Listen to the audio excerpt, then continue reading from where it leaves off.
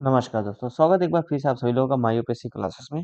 देखो 1995 का हम लोग एमसीक्यू कवर कर रहे थे, उसमें आज देखो ये 7वां पार्ट है, जहाँ पे हम लोग देखो अच्छे-अच्छे क्वेश्चन वगैरह देखेंगे। जैसे ये देखो पहला क्वेश्चन निकल कर आ रहा है आपका मॉडर्न हिस्ट्री का, जिसमें पूछा जाए कि which of the following political parties is are national political parties. इसमें से कौन से जो पॉलिटिकल पार्टी वो अभी प्रेजेंट में देखोगे तो नेशनल पॉलिटिकल पार्टी का दर्जा उनको प्राप्त है। पहला है मुस्लिम लीग, सेकंड है revolutionary revolutionary socialist party, third है आपका all India forward block, fourth है आपका present peasant and worker party of India. तो आपको इसमें से एक करेक्ट आंसर चूज करना है। ऑप्शन ए 1, 2, 3 क्या ये तीनों हैं? ऑप्शन बी है 2 एंड 4 क्या ये सेकंड एंड फोर है? ऑप्शन सी है कि केवल तीन है और ऑप्शन डी है कि नन ऑफ दी अबव, यानी इसमें जितने दिए गए हैं, उसमें से कोई भी अभी जो कि नेशनल पार्टी नहीं है। तो इसका जो करेक्ट आंसर है वो आपका है नन ऑफ दी अबव। इसमें से कोई भी जो कि आपको प्रेजेंट में वो आपका नेशनल पार्टी नहीं है। देखो, यहाँ एक बार यहाँ पे देख लो कि नेशनल पार्टी का क्राइटेरिया क्या होता है। यहाँ पे 3 पॉइंट दिया है, जिसको समझना ज़रूरी है क्योंकि इस पे भी एक बार एमसीक्यू पूछा जा चुका है। तो यहाँ बताया कि नेशनल पार्टी का जो क्राइटेरिया होता है वो securing at least 6% valid vote in Lok Sabha और assembly election in 4 state and winning 4 Lok Sabha seat. यहाँ बोला है कि आपको या तो कोई ऐसा पॉलिटिकल पार्टी है जिसने लोकसभा में जो कि 6% वैलिड वोट प्राप्त किए हों, तब वो नेशनल पार्टी का दर्जा प्राप्त कर सकता है। या फिर 4 स्टेट में जो कि उसने असेंबली इलेक्शन में पार्टिसिपेट किया हो और वहाँ पे जीता हो और वहाँ पे जो कि लोकसभा की सीटें उसने जो कि एटलीस्ट 4 सीटें जो कि असेंबली से जीती हो। ठीक है? सेकंड बोला जाए कि winning a minimum of 2% of Lok Sabha seat from at least 3 different state, या फिर 3 अलग-अलग राज्यों से 2% जो कि लोकसभा की सीटें उसने जीती हो। ठीक है? जैसे अभी 545 सीटें हैं, तो 2% कहने का मतलब कितना हो गया? मतलब एटलीस्ट अगर आप देखोगे कि 100% हमारा 545 है तो 1% करीब आपका 5.5 के आसपास यानी 6 मान लो। एटलीस्ट उसने 12 जो कि सीटें जीती हूँ अलग-अलग 3 राज्यों से। ऐसा नहीं कि केवल एक ही स्टेट से 12 सीटें ले आए तो उसको नेशनल पार्टी मिल जाएगा, नहीं। एटलीस्ट 3 स्टेट से उसको जो कि 12 सीटें मिली हो। ठीक है? तो ये वाला क्राइटेरिया सेकंड वाला इस तरह से बात करता है। थर्ड बोला जा रहा है यहाँ पे being recognised as a state party in 4 और मोर स्टेट, या फिर कोई ऐसे जो पार्टी है जो जिसको स्टेट पार्टी का दर्जा 4 या 4 से अधिक राज्यों में दिया गया है। जैसे यहाँ पे देखो सबसे बेस्ट एग्जांपल है आम आदमी पार्टी का। उसको देखो 4 से अधिक राज्यों में जो कि स्टेट पार्टी का दर्जा दिया गया है, इसलिए वो एक नेशनल पार्टी बन के आई है। ठीक है? तो ये कुछ क्राइटेरिया है जिसको आप ध्यान रखिएगा। इस आधार पे जो कि नेशनल पार्टी कोई भी पार्टी डिसाइड की जाती है, निर्धारित की जाती है।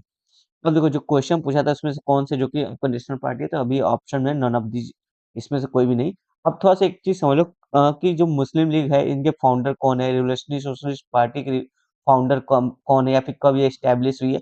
ये क्रोनोलॉजी हो सकता है पूछ ले, या तो फाउंडर को मैच करा देगा कि इसके फाउंडर कौन थे, इसको मैच करने के लिए आ जाएगा, या फिर क्रोनोलॉजी आ जाएगा कि कौन कब फाउंड मतलब कौन सा पार्टी जो कि कब बना था, उसका एक क्रम डिसाइड करने के लिए आ जाएगा। ठीक है? तो इसलिए इम्पोर्टेंट हो जाता है, तो थोड़ा-सा देख लेना। तो मुस्लिम लीग देखो जब आपका कब बना, 1906 में बना था और इसके फाउंडर थे ख्वाजा सलीमुल्लाह बहादुर। ठीक है? वो थे जो कि आपके बांग्लादेश अभी जो प्रेज़ेंट में है, वहाँ के कुछ नवाब वगैरह थे। इन्होंने जो कि इसका बेस रखा था, फाउंडेशन रखा था। तो 1906 में बनी थी। सेकंड है आपका रिवोल्यूशनरी सोशलिस्ट पार्टी। ठीक है? ये एक कम्युनिस्ट पार्टी है जिसको जो कि 1940 में बनाया गया था। ठीक है? इसमें देखो एक नाम आता है आपका तिरि तिरिदीप चौधरी करके। ठीक है? जो कि इन्होंने जो कि इसको सबसे पहले स्टार्ट करने का काम किया था, फाउंडेशन रखने का काम किया था। ठीक? तो ये कब आई थी आपका रिवोल्यूशनरी सोशलिस्ट पार्टी? क्रम थोड़ा-सा याद रखना, 1940 के आसपास ये जो कि बनी थी। जबकि मुस्लिम लीग 1906 में बनी थी, यानी कि मुस्लिम लीग पहले बनी थी और जो आपका ये रिवोल्यूशनरी सोशलिस्ट पार्टी ये बाद में बनी थी। ये देखो ऑल इंडिया फॉरवर्ड ब्लॉक, ये देखो लेफ्ट विंग थी, नेशनल पॉलिटिकल पार्टी थी जो कि कांग्रेस से ही निकली थी और ये बनी थी 1939 में, जिसके फाउंडर जो कि नेताजी सुभाष चंद्र बोस जी माने जाते हैं। तो अगर क्रम में देखोगे तो मुस्लिम लीग पहले आएगा, फिर उसके बाद आपका ऑल इंडिया फॉरवर्ड ब्लॉक आएगा, फिर उसके बाद रिवोल्यूशनरी सोशलिस्ट पार्टी है क्योंकि ये 1940 में बनी थी और ये 1939 में कहीं न कहीं बना था। ठीक है? फिर बाद में देखो आपका जो peasant and worker party of India है, ये मार्क्सिस्ट पॉलिटिकल पार्टी है, मेनली देखोगे तो महाराष्ट्र में स्टार्ट है और ये इसका जो कि फाउंडेड जो कि 1948 में हुआ था। तो सबसे लास्ट में अगर क्रम आ गया क्रोनोलॉजी इन चारों का सेट करने के लिए, तो मुस्लिम लीग पहले आएगा, फिर ऑल इंडिया फॉरवर्ड ब्लॉक आएगा 1939 की वजह से, कि सोशलिस्ट रिवोल्यूशनरी सोशलिस्ट पार्टी आएगी 1940 में और peasant and worker party of India आएगी 1948 में। तो क्रोनोलॉजी भी आ जाएगी तो भी आप जो कि इजीली आप कर लोगे। नेशनल पार्टी का क्राइटेरिया क्या होता है ये मैंने आपको यहाँ पे बता दिया, ये भी ध्यान में रखना। चलो नेक्स्ट क्वेश्चन देखते हैं। क्वेश्चन नंबर 2 आ रहा है, in 1930 Mahatma Gandhi started civil disobedient movement from, Sevagram से, डांडी से, वर्धा से, साबरमती से। इजी क्वेश्चन है, डांडी से स्टार्ट किया था। तो थोड़ा सा इसके थोड़ा सा पढ़ लेते हैं कि ये जो आपका दांडी मार्च गांधी जी ने अनाउंस किया था, इन्होंने इसको शुरू किया था जो सॉल्ट लॉ थी उसको ब्रेक करके, कि हर कोई सॉल्ट बना सकता है, ऐसा नहीं कि सॉल्ट पे केवल गवर्नमेंट का अधिकार होगा, वही बनाएगी वही बेचेगी। ठीक है, कुछ इस तरह से इन्होंने शुरू किया था। अब थोड़ा सा आप देख लो कि इसमें किस तरह का प्रोटेस्ट था। तो कुछ टाइप के प्रोटेस्ट है, जैसे कि सॉल्ट लॉ को हम ब्रेक करेंगे और जो लीकर की दुकानें हैं और फॉरेन जो क्लॉथ है उनकी उनकी जो कि होली जलाई जाएगी, यानी उनको जलाना है, उनको खत्म करना है, उनको यूज नहीं करना है। और पे टैक्स, जो टैक्स पे किया था उनको रिफ्यूज करना है, उनको नहीं देना है टैक्स वगैरह। और जो लॉ प्रैक्टिस कर रहे थे उन लॉ प्रैक्टिस का गिव अप करना है, यानी कि हम लोग अब लॉ प्रैक्टिस भी नहीं करेंगे, कोर्ट का बाइकॉट करना है।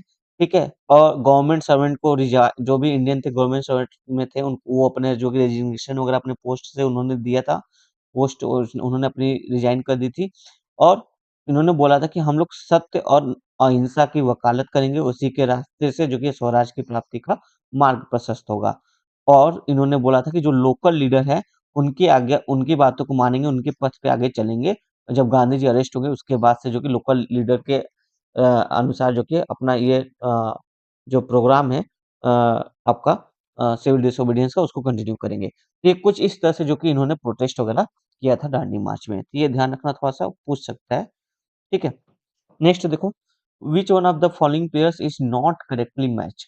ध्यान देना, नॉट पूछा है। ठीक है, जमनालाल बजाज सत्याग्रह आश्रम एट वर्धा, पता नहीं थे या नहीं थे जुड़े। दादा भाई नौरोजी बॉम्बे एसोसिएशन, हमको नहीं पता, पता नहीं इनसे जुड़े थे कि नहीं जुड़े थे। Lala Lajpat Rai national school at Lahore, Lahore के रीजन में तो लाला लाजपत राय जी एक्टिव थे, बट वो नेशनल स्कूल से जुड़े थे कि नहीं, नहीं पता। बाल गंगाधर तिलक सत्य शोधक सभा। तो ये देखो, ये वाला आपको ऑप्शन इजीली जो कि आप देख सकते हो, जब बाल गंगाधर तिलक का मैचअप सत्य शोधक सभा से हो रहा है तो ये कहीं ना कहीं मैचअप नहीं कर रहा है। आपको ये तीन ऑप्शन में नहीं पता तो आप यहाँ से जो कि खोज सकते हो। अगर दादा भाई नौरोजी के बारे में आपने डिटेल से पढ़ा तो यहाँ से भी देख सकते हो। ये वाला जो बॉम्बे एसोसिएशन है ये सही है, जिसने पढ़ा होगा उसको पता होगा, और जिसने नहीं पढ़ा है तो वो तुक्का ही मारेगा। लेकिन बाल गंगाधर तिलक सत्य शोधक समाज से तो हमको कभी कहीं इनका नाम सुनने को नहीं मिलता है, तो इसलिए यही वाला जो कि इनकरेक्ट है, बाकी जो कि आपका करेक्ट है। तो चलिए देखते हैं, थोड़ा सा डिटेल एक्सप्लेनेशन देखते हैं। जमनालाल बजाज, थोड़ा सा इनके बारे में पढ़ लेते हैं, हो सकता है आगे इनके कामों के बारे में कुछ आ जाए। यहाँ पे देखो, इनको देखो राय बहादुर का टाइटल दिया गया था। क्यों? क्योंकि इन्होंने देखो जब फर्स्ट वर्ल्ड वॉर हुआ था उसमें कुछ फंड वगैरह किया था, ब्रिटिशर्स को फंड दिया था, तो इनको राय बहादुर का टाइटल दिया गया था। लेकिन इन्होंने जो नॉन कोऑपरेशन मूवमेंट हुआ था उस समय जो कि अपने ये जो टाइटल को सरेंडर कर दिया था, यानी कि छोड़ दिया था, अंग्रेजों को वापस लौटा दिया था। काफी देशभक्त टाइप के भी ये व्यक्तित्व हैं। और ये देखो प्रेसिडेंट भी रहे हैं ऑल इंडिया हिंदी साहित्य सम्मेलन के, जो कि एक लिटरेरी कन्वेंशन रहा है। ठीक है, और इन्होंने हिंदी को काफ़ी ज़्यादा लैंग्वेज को प्रमोट भी किया है, ठीक है, as as a unite Indian के रूप में। और इनकी एक थी पुस्तक वगैरह, गांधी हिंदी पुस्तक भंडार, इन्होंने इनिशिएट किया था, एक बुक शॉप थी, उसको इन्होंने इनिशिएट किया था। कौन सी थी? गांधी हिंदी पुस्तक भंडार, बॉम्बे में। ठीक है, और इनका देखो एक पब्लिश भी हुआ था, एक पब्लिशिंग हाउस भी था, जिसका क्या नाम था? सस्ता साहित्य। इन्होंने स्टार्ट किया था, सस्ता साहित्य मंडल पब्लिशिंग हाउस था इनका एक। ठीक है, और ये देखो बताया जाएगा Jamnalal Bajaj he served as the first treasurer of the managing committee of Jamia Millia Islamia new Delhi, जो एक हमारा कॉलेज है उसका एक देखो फर्स्ट ट्रेजरर के रूप में भी इन्होंने सर्व किया था। और इन्होंने देखो अनटचेबिलिटी को इरेडिकेट करने के लिए भी प्रयास किया है, उस पे के लिए भी जो कि अपना सहयोग वगैरह दिया है। तो ये कुछ इन्होंने ऐसे काम भी किए हैं, तो थोड़ा-सा एक बार एक नज़र पढ़ लोगे, देख लोगे तो बेहतर रहेगा, ताकि खास के देखो राय बहादुर का टाइटल इनको मिला था, जो जो इन्होंने नॉन कोऑपरेशन मूवमेंट में छोड़ दिया, काफ़ी इम्पोर्टेंट है। ठीक है? अब थोड़ा-सा दादा भाई नौरोजी के बारे में पढ़ लेते हैं, इनके बारे में अक्सर क्वेश्चन पूछा जाता है। तो देखो ये देखो फाउंडिंग मेंबर थे इंडियन नेशनल कांग्रेस के, एक एक तरह से फाउंडिंग मेंबर थे, और ये प्रेसिडेंट भी रह चुके हैं 3 बार। कब देखोगे 1886 से 1887 में, फिर 1893 से 94 में, फिर 1906 और 1907 में। 1906 वाला डिसीजन इनको जो कि बनाना काफ़ी जो कि तू-तू मैं-मैं की जो लड़ाई हो रही थी इंडियन नेशनल कांग्रेस में, तो उसको थोड़ा शांत करने के लिए इनको जो कि प्रेसिडेंट बनाया गया था। काफ़ी इंटरेस्टिंग कहानी है, जब आप मॉडर्न हिस्ट्री पढ़ोगे तो समझ में आएगा आपको। ये 3 बार जो कि आईएनसी के जो कि आपके प्रेसिडेंट भी रह चुके हैं। देखो, और इनको देखो हाउस ऑफ कॉमन में 1892 में देखोगे हाउस ऑफ कॉमन में इलेक्ट भी किया गया था as a MP parliament, party member of parliament, liberal party से एमपी को इनका जो कि चुनाव चुने गए थे, यानी जो ब्रिटेन की जो पार्लियामेंट है वहां पे देखो हाउस ऑफ कॉमन में इनको चुना भी गया था। तो ये काफी मतलब कि ऐसे कह लो कि ये एमपी थे, इंडियन इंडियन ओरिजिन के एमपी थे। He was the second person of Asian descent to become a British MP following David Ochterlony Dyce Sombre, यानी कि ये एशिया के दूसरे व्यक्ति थे जिन्होंने जो ब्रिटिश के एमपी बने, और भारत के जो देखोगे तो पहले व्यक्ति थे जिन्होंने जो ब्रिटिश एमपी बने। ठीक है, इनकी काफी फेमस जो थ्योरी है क्या, ड्रेन थ्योरी। ड्रेन थ्योरी इनकी काफी फेमस है, जहां पे इन्होंने इकोनॉमिक्स रूप से बताया कि किस तरह से ब्रिटिशर जो कि इंडिया को एक्सप्लॉइट कर रहे हैं और यहाँ का धन जो कि ब्रिटिश ले जाकर वापस पहुंचा रहे हैं और यहाँ के लोगों को लूट रहे हैं। और 2014 में देखोगे तो जो ब्रिटिश गवर्नमेंट है दादा भाई नौरोजी अवार्ड को भी इंट्रोड्यूस किया था इनके सम्मान में। In 1865 Naoroji directed and launch London Indian society. ये पूछा जाता है कि लंदन इंडियन सोसाइटी किसने लॉन्च किया था, कौन डायरेक्टर, तो दादा भाई नौरोजी ने 1865 में लॉन्च किया था। किस लिए लॉन्च किया था, इसका पर्पज क्या था, to discuss Indian political social and literary subject, यानी कि जो फॉरेन में रह के जो कि इंडिया के जो पॉलिटिकल सोशल और लिटरेरी सब्जेक्ट है उसको डिस्कस करने के लिए लंदन इंडियन सोसाइटी का इन्होंने इन्होंने जो कि इसको लॉन्च किया था। ठीक है, ध्यान देना। और देखो he also helped to establish East India association, जिसका एम क्या था, इंडिया के पॉइंट ऑफ व्यू को पूरे वर्ल्ड लेवल पे या ग्लोबल लेवल पे जो कि रखना। तो इन्होंने हेल्प किया था जब ईस्ट इंडिया एसोसिएशन का स्थापना हुआ था 1867 में, और यहाँ इसके जरिए जो कि इंडिया के पॉइंट ऑफ व्यू को जो कि ब्रिटिशर्स लोगों के सामने रख रहे थे। और इसके इसके जो ईस्ट इंडिया एसोसिएशन इसका देखो ब्रांच मुंबई, कोलकाता, चेन्नई में भी था। ये लास्ट वाला पॉइंट देखो, यहाँ बताया कि देखो 1874 में दादा भाई नौरोजी जो कि बड़ौदा स्टेट के प्राइम मिनिस्टर भी चुने गए थे, और ये बॉम्बे लेजिस्लेटिव काउंसिल के मेंबर भी रहे हैं। ठीक है, साथ में ये बताया जाए कि जो इंडियन नेशनल एसोसिएशन था उसके ये मेंबर रहे हैं, जिसको इंडियन नेशनल एसोसिएशन एसोसिएशन को किसने फाउंड किया था, सुरेंद्र नाथ बनर्जी जी ने। सुरेंद्र नाथ बनर्जी ने इंडियन नेशनल एसोसिएशन को फाउंड किया था और ये उसके मेंबर थे। ठीक है, तो ये कुछ ऐसी इनके बारे में जानकारी थी जो उसको जानना आपके लिए ज़रूरी है। इस पे क्वेश्चन हमेशा यूपीएससी इनके बारे में पूछती रहती है। ध्यान रखिएगा। नेक्स्ट जो हमारे आपके आ रहे हैं, लोकमान्य बाल गंगाधर तिलक जी होते हैं। यूपीएससी का फेवरेट टॉपिक है, फेवरेट पर्सनैलिटी है। देखते हैं इनके बारे में थोड़ा-सा। इनका काफ़ी अच्छा योगदान रहा है हमारे पॉलिटिकल फ्रीडम में। तो देखो, ये बोला जाए कि इनको जो लोकमान्य का टाइटल दिया गया था, जिसका मतलब क्या था कि एक ऐसा लीडर था जो कि सभी लोग अपने लीडर के रूप में एक्सेप्ट करते थे, इसलिए इनको लोकमान्य कहा गया। और महात्मा गांधी जी इन्हें जो कि the maker of modern India के टाइटल से बोलते थे, इनको the maker of modern India बोलते थे, टाइटल दिया था। तो हो सकता है कि मेकर ऑफ मॉडर्न इंडिया पूछे किसको कहा जाता है, तो बाल गंगाधर तिलक को कहा जाता है। किसने कहा था, तो महात्मा गांधी जी ने कहा था, ध्यान रखना। अब देखो, अब यहाँ पे इम्पोर्टेंट जो कि कुछ फैक्ट आते हैं।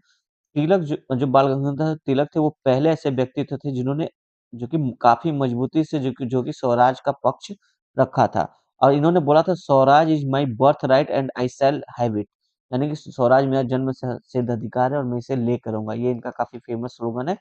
और इन्होंने देखो एक दक्कन एजुकेशन सोसाइटी को 1884 में जो कि स्टैब्लिश किया था, जिसने आगे चल के एक फर्ग्यूसन कॉलेज की स्थापना की 1885 में, जो कि पोस्ट सेकेंडरी स्टडी के लिए है। तो ध्यान देना, फर्ग्यूसन कॉलेज की एस्टैब्लिशमेंट में बाल गंगाधर तिलक का काफी योगदान है। इन्होंने जो दक्कन एजुकेशन सोसाइटी की स्थापना की थी उसी के तहत जो कि इसकी स्थापना की गई थी। यहाँ पे जो इसका फोकस था दक्कन एजुकेशन सोसाइटी में, जो यंग इंडियंस नेशनलिस्ट हैं उनके अंदर नेशनलिस्ट थॉट लाना, आइडियाज लाना, और इंडियन कल्चर पे एम्फेसिस देना, इंडियन कल्चर को प्रमोट करना, इस पे काफी फोकस था। अब इनका जो पॉलिटिकल लाइफ था ना, उसको देखो क्या बोला जाता है, the father of India Indian unrest by British author sir Valentine Chirol. जो वैलेंटाइन चिरोल है, ब्रिटिशर्स ऑथर है, वो इनको क्या बोलते हैं, father of India, Indian unrest. ठीक है, इनका पॉलिटिकल लाइफ को। अब देखो जो बाल गंगाधर तिलक जी थे, इन्होंने देखो कांग्रेस को ज्वाइन किया था 1890 में। इन्होंने मॉडरेट के अप्रोच को काफी जो कि अपोज किया था।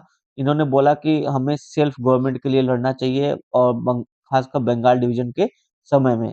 ठीक है, अब देखो 1896 के करीब देखोगे तो बॉम्बे और पुणे में प्लेग नामक बीमारी फैल गई थी, जिसमें इन्होंने काफी ज्यादा परिश्रम किया था, काफी अपना योगदान दिया था इसको खत्म करने के लिए।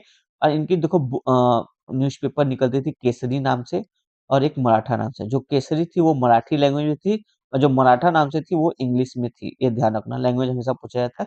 और एक चीज देखो, तिलक जी को जो कि सेडिशन यानी राजद्रोह के आरोप में भी कई बार जो कि इनको इनको देखो 3 बार जो कि इन पे राजद्रोह के आरोप ब्रिटिश गवर्नमेंट ने लगाया था, ताकि इनकी आवाज को चुप किया जा सके, दबाया जा सके। 1897 में, 1909 में और 1916 में। ठीक है, अब देखो तिलक जी ने होम रूल लीग को स्टार्ट किया था कहाँ से?